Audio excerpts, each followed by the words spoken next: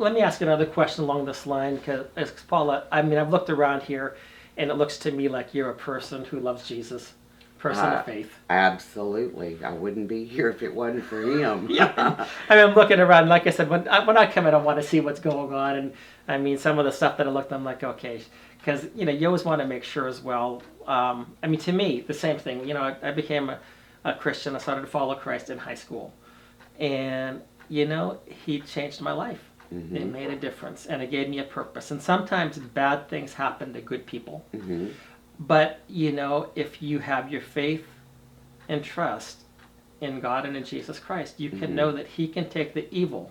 And this stuff that's going on is evil. Make no mistake about it. Oh, absolutely it is. But he can use it for good, and he can take that evil that's being inflicted upon you, and you can be a person who leads the way for other people. And that's what I think that a lot of people call you Mama Jackson for, because you look at some of the things that you've been through, that Kash has been through, and you've been supportive 100% behind. Absolutely. I'm behind what he does. Right. But I want to address it a little bit differently, because what I have found, and maybe you can comment on this, a lot of the churches in America, to me, they're almost in part responsible as well for the fracturing of the family.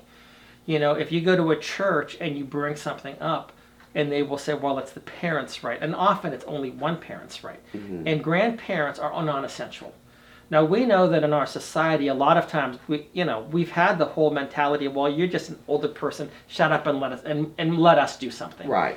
But I've seen the same thing happen in our churches, where, in our churches, what we should be having is older women teaching younger women, older men discipling younger men. Grandparents are a very important part of the lives of children growing up. Absolutely. From the Bible, and yet our churches are not, have become blind to this, or are willfully disobeying the scripture. Mm-hmm. Have you found that at all with Kash's case? Absolutely. Absolutely. I know whenever Kash and Julia were going through, the beginning of the divorce stages and all, Kash and Julia had been very active in the church.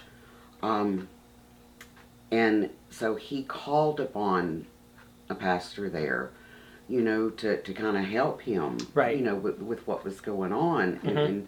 And when I say help him, I mean as far as prayer and fellowship and, talking with Julia as well, and trying to help save the family unit. Right. And that turned out to not be the case. It was a disaster. Yeah. And that is, and look, and I also, like I said, but for the people that I do know that they are Christians, and they're wholesome people, they're involved in their churches, the pastors and people there know of their situation with family court. How in good conscience can they not go and support that person? Right. That's a member of their congregation. That is. How do you not support that member of your congregation and help him or her preserve the family unit? Right. Yeah. How do you overlook that? I don't get it. There is no excuse. No, there is not. But I will say, and I want to give a quick shout out here to Pastor Ken Cunningham out of Lubbock, the Abilene area. I spoke with him about 3 weeks ago, maybe 3 weeks ago, and he says, Jeff, he says, our church knows about family courts. And he had a list of people. He said, our church prays for you guys all the time. Church secretary, she prays for you people every single day. And I'm like, is there only one church like this? Because that's what it seems like, that there's one church there. Well, and as much as the prayer is appreciated, my goodness, I mean, I'm here to, if it wasn't for prayer and the good Lord himself, I would not be here today. Right. And that is without a doubt. Yeah. But as much as prayer is appreciated, presence means a lot more. Absolutely. And I've tried, and I'm glad that you've said that. What I've tried to do, and what I've said to many, many people, I said, friends, do not let friends go to anti-family court alone. Exactly. There are many bad things that happen, and Cash is one of the prime examples of the evil and injustice that takes place in our family courts. I know when he was up in Arkansas, I can't remember where it was, near Russellville, I think it was. I don't know exactly, but just last year and so on. I was hoping to get up there. I couldn't quite make it and everything. But the fact that when you are there in this horrendous situation, where you have abusive judges, where you have laws that actually often kick a person out of their kids' lives. Mm-hmm. It can happen to mother and fathers both. It can happen to grandparents. Yes, I've seen it happen. Yeah, but you need to be there. Prayers are one thing. Presence is another thing. It counts. Presence counts. Yeah. In more ways than one could know. Yeah.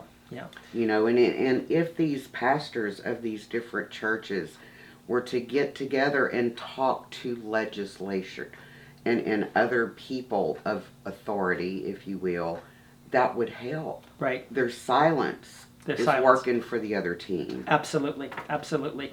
And the other, let me take this one step further, then we'll move on to something else too. But I've said that pastors, they don't. A lot of times the church has been like, well, we can't get involved in politics. Your inactivity is a political statement. Mm-hmm. And, it is. And you know what? I'm sorry, but we are here as people of God. And in Hebrews chapter 11, it talks about the men and the women of faith. And one of the things they've done is that they have they've taken down unrighteousness. Mm-hmm. And we have unrighteousness in our courts. We have unrighteousness in our legislature. And what one man said, Frederick Douglass, I think it was, who said it's better to build strong children than to repair broken men. Mm-hmm. Absolutely. And we are creating a generation of broken children. Yes, we are. Yes, we are. And they are so broken. They are so confused. Because they spend one portion of their life imagining what life would be like with their mom or with their dad. And they're hearing these horrible stories, whether the parent is saying it in front of the children, to the children, or just within earshot. Right. That's very damaging. Right. Because then when they are allowed to go and be with mom or dad, they don't see that they're that person they're hearing about. Yeah. But they've heard it so much that now they believe it. Yeah. Yeah. And that's not the case. Yeah. So can I ask you, when Cash went to the church, what I kind of think I heard you say, that he was asking them for prayer and fellowship and everything else and counseling. Was he trying to keep the family together then? Yes, because at that time he was still stationed in Washington State. It wasn't until the last year that of his service that he served back at the Great Lakes. Mm-hmm. But their divorce started while he was still in Washington. Got it. And he was trying to save his family. Right. And nobody wanted to be involved. Yeah, and that nobody wanted to be involved is a killer. I know I've gone to the churches. Because, imagine how hard it is. You're already on rocky ground. Right. Things are not well within the marriage. She's in one state, you're in another. Both of you trying to work full-time jobs and then maintain a marriage. Mm-hmm. That's a moment in time when the church should have stepped in and said, I'm here for you. Let's talk about this. Let's think about this. Emotion can be raw, and it can make you say things and do things that you're going to regret later. Right. And that's all he was asking for.